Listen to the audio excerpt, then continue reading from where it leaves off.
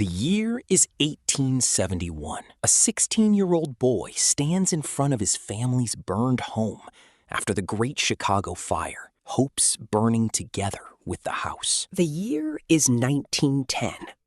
The same boy is a millionaire, and his face is on a product every single man uses and recognizes the most. And the year is 1932. He dies in a bathrobe, with debts equal to his entire fortune. This is his story. His name was King Camp Gillette. Most men, including myself, shave with his brand every morning. But we will meet the founder for the very first time. Your wife kissed your freshly shaved face. You used it this morning too, without giving it much thought. And somewhere inside, we know we feel a quiet gratitude for it. His greatest dream was neither money nor fame. He wanted to end capitalism forever. Instead, he built one of its most reliable machines. We are going back to Chicago, to the beginning of the story, October 1871. That summer had been dry in Chicago. A strong wind was blowing constantly, and people were sitting inside their wooden homes trying to cool down a little. On the night of October 8th, a sound comes from a barn. Someone walks into the barn. A lantern falls over, and within minutes, half of the city is engulfed in flames. A 3-mile stretch of Chicago turns to ash in a single night. Houses, factories, churches, hospitals, entire streets full of families, along with straw, grain, and hopes left over from the already dry summer. Among the families running for the safety of Lake Michigan is the Gillette household. A father, a mother, and a 16-year-old boy named King. The next morning, they went to look at what was left of their home. Everything had turned to ash. Everything they had built up until that day. Their 16-year-old son can no longer go back to school. He, too, now had to help support the family. His father was an inventor by trade, but like most inventors of that century, either you get very rich or you can barely feed your family. The Gillette family did not lose their loved ones in the fire that day, but they lost their labor, their hopes, and something inside them was lost in that fire too. By the time he turns 17, King is on the road with a heavy sample suitcase. Traveling salesmanship is now his only career option. First, he sells bottle stoppers, then hardware, then rubber. He looks around. He studies. Whatever people need, that is what he brings them. For 20 long years, he travels America by train. He watches how factories are built, how workers are used, and how new empires are made out of nothing. On those trains, he starts to see a pattern nobody around him notices. A pattern about how real money is actually made in America. He sees products that people buy just once and never again. Things like furniture, tools, and heavy boots. He starts thinking, what could I sell? The system is making factory owners richer than kings. Capitalism is doing its part, making the poor poorer and the rich richer. On the country's long train rides, he begins to write a strange book.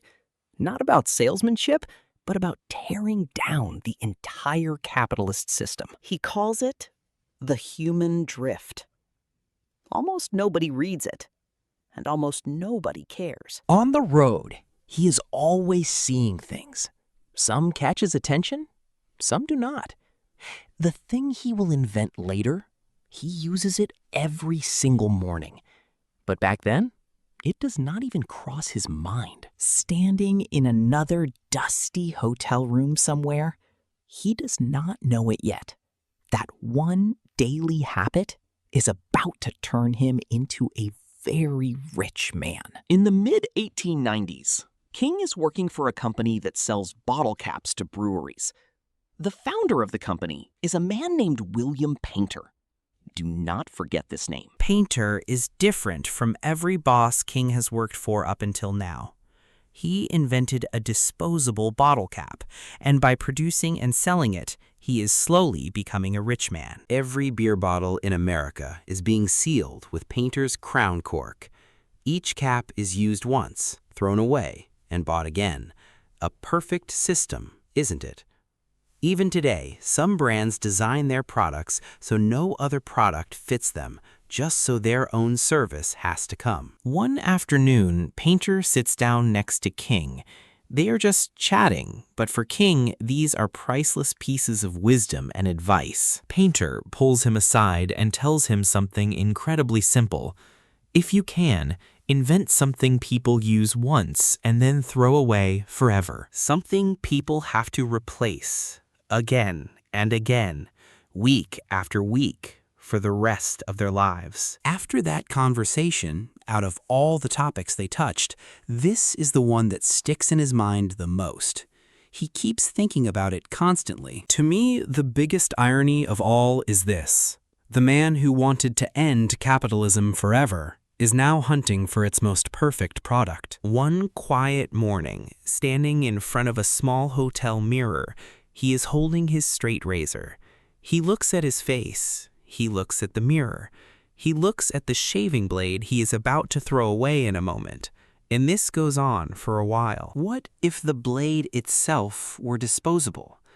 A thin, cheap strip of steel a man could sharpen a few times and then simply throw away. The handle would last the customer a lifetime, but the thin blade inside it would have to be replaced every single week. The customer buys the handle only once, and after that he keeps buying replacement blades forever. He sits down at the table right away and starts drawing the idea in his head, trembling with excitement all the way down to the pen in his hand. He immediately asks a friend about it. The friend laughs in his face. Steel that thin cannot be made, and it is not possible for it to hold a sharp edge either. So King asks the metallurgists at MIT and Harvard. Whoever he asks, it is as if they agreed beforehand. Everyone gives the same answer. A steel blade this thin cannot be manufactured with the tools that exist today. A nice idea, they say, but physically impossible. He refuses to accept their expert answer. He knows exactly what he saw in his mirror that morning. He takes the drawings in his hand and files a patent application. And then he prepares himself for a fight that will last 6 long, brutal years. By 1895, King Camp Gillette finally holds his patent application in his own hands. But nobody in America wants to bet a single dollar on the idea. He shaved, looked at himself in the mirror, and in his worn wool suit and freshly polished shoes, he started going around to Boston banks. He carries the blade sketches like a man carrying a small child. The bankers look at the blade design for a moment, then look at him again, and then they hold themselves back just to keep from laughing. He arrives in New York by train, shaves, goes door to door, and receives back perhaps every possible version of the word no that has ever existed. Then he tries the metal factories in New Jersey. Nobody there will touch this strange project either. King Gillette is chasing a razor that even MIT professors say is scientifically impossible. That year, he becomes a little joke at business dinners across the city. The mad salesman with the invisible blade. His wife, Atlanta, no longer invites friends over to the house. She is tired of watching the quiet, worried looks they exchange whenever King brings up his razor. By 1896, the blade design still exists only on paper and inside his head. Not a single working blade has been made or sold anywhere in the world. Within 6 years, his idea had turned into an obsession. That spring, he pays the rent late and only with difficulty. And this situation goes on for months. he starts writing checks he is not sure will clear the bank. That same brutal year, his old mentor, William Painter, suddenly dies of illness. A friend and a mentor. By 1898, his wife Alana would wake him up, they would have breakfast, and every morning as he left the house with the same worn brown suitcase, Alana would watch him. But by now, she had stopped asking when the razor would finally sell. The family savings are now almost completely gone.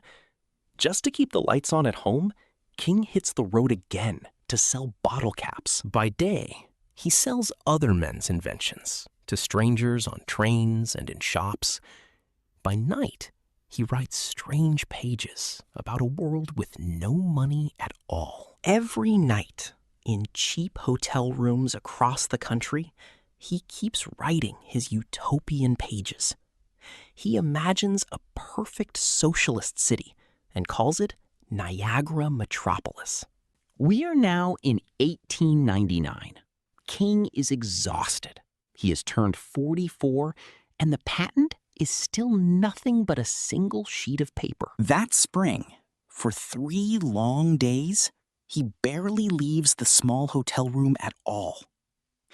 Then, one afternoon, he does something very quiet and very small. He sits down and writes a short letter by hand to a man in Boston. The man's name is William Emery Nickerson, an MIT graduate and a quiet mechanical genius working alone in a small Boston workshop. Nickerson is the real name behind almost all of the clever machines in New England's industry, but he stays completely silent.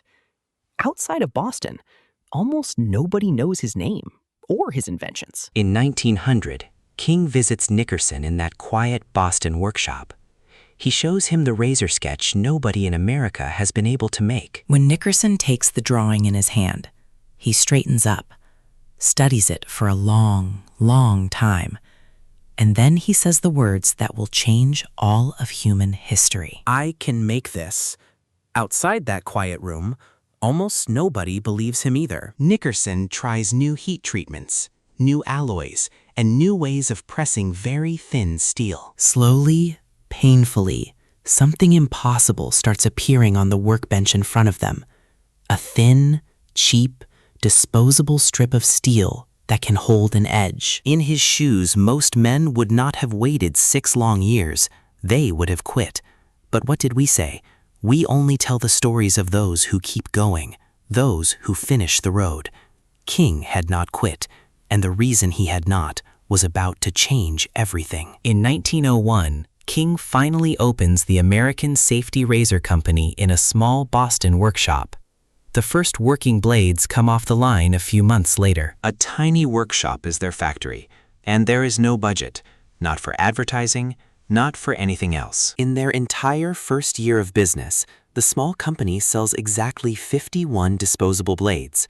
On top of 6 years of waiting, the first year turned out to be a disaster. But this is exactly 51 blades sold to real customers. In Boston, something very strange happens the very next year, something neither King nor anyone else could have imagined. By 1904, that year, the small factory suddenly sells more than 90,000 razor handles, and on top of that number, more than 12 million disposable blades. That year, the idea finally catches fire in the American market, and it spreads across the country like the flames King saw in Chicago as a young boy. Even the men in Boston who once laughed at him quietly start buying his razors for themselves. The name King is suddenly everywhere in the American press. But behind all of this sits a small, uncomfortable secret. The brand is called Gillette, but the name of the man who actually made the blade work is Nickerson. King later confessed the reason for that choice in an interview with painful honesty. On the front of a box, Gillette simply sounded far better than Nickerson ever could. The engineer who solved the impossible problem quietly becomes a small footnote in history. King puts his own smiling face on every single package that leaves the Boston factory. The mustache, the calm eyes, The quiet smile of a freshly shaved man. By 1920, his face becomes the most printed advertisement image on the entire planet. By 1908, King Camp Gillette is officially a very rich millionaire in Boston. The boy who once watched Chicago burn to the ground now owns a small industrial empire. Then, in 1917, the United States finally enters the First World War in Europe, and the razor is about to reach every corner of the world. The American Army orders a Gillette safety razor for every single soldier heading to the front. That year, 3.5 million shaving kits are shipped overseas. The soldiers coming home from the war keep the same shaving habit going. By 1920, the clean-shaven face becomes the new American face across the country. King Camp Gillette quietly owns the machine that makes it all possible. By the mid-1920s, his company is selling razors and blades in dozens of foreign countries. The empire quietly touches almost every continent on the globe. By the age of 70, King Camp Gillette has far more money than he ever expected to have in his life. But behind all those train rides and hotel nights, there are the books he wrote at his desk. Even at the peak of his fame and success, he never stops writing his strange socialist books. In 1910, he publishes World Corporation, and in 1924, The People's Corporation. Each book calls for a single global company that would end all human poverty forever. In one of these books, he writes a personal letter directly to President Theodore Roosevelt. He offers Roosevelt $1 million to come and lead the new utopia. It may sound like a small amount today, but back then, $1 million was far bigger money than any American president would earn in a full lifetime. Roosevelt never replies to this strange offer. The man who sold capitalism's sharpest tool had wanted to burn the entire system down.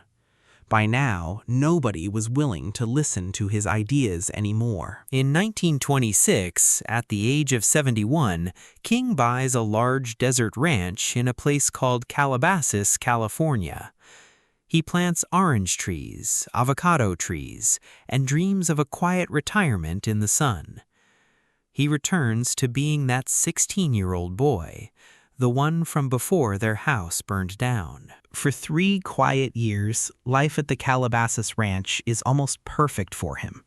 Then October 1929 arrives, the Great Depression. Most of King's personal fortune is quietly tied up in the American stock market that autumn. Within a few short weeks, his personal net worth is almost completely wiped out. The Gillette Company itself keeps quietly selling millions of blades around the world. But King's own fortune is now dragging on the ground. By 1931, his health is failing, and the Calabasas Ranch is quietly slipping out of his hands. He moves into a modest room at the Desert Inn Hotel in Palm Springs. The Desert Inn is where Hollywood movie stars come to hide from the crowds and cameras. The lobby is full of famous faces and freshly pressed white linen suits. In those years, everyone who stayed at that hotel had seen him walking through the lobby in his bathrobe. The Hollywood guests whisper quietly among themselves whenever he shuffles past their tables.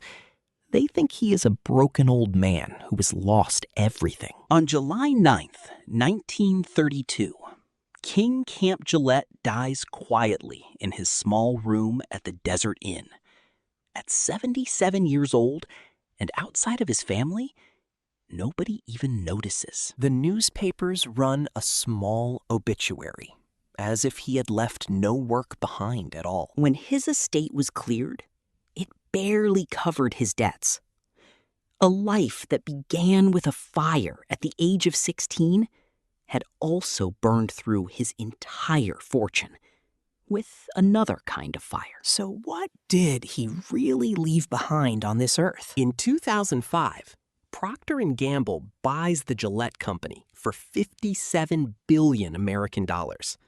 It is one of the largest brand acquisitions in the whole history of the modern world. Today, Gillette blades are sold in more than 200 countries around the world. every single morning. On paper, the brand alone is valued at over $14 billion. The man who wanted to end capitalism forever accidentally built one of its purest machines. And every single morning, in every bathroom, on every continent, that machine is still quietly running. Maybe you shaved this morning too, with a story you now know. A poor boy from a burned city, an engineer nobody remembers, and a utopian dream that never truly came true. And this whole story is quietly hidden in something you hold in your own hand. Everyone looks at whether the ship reached the harbor. Nobody knows what the captain went through out there on the sea. And I am the one telling the story of those captains. See you in the next episode.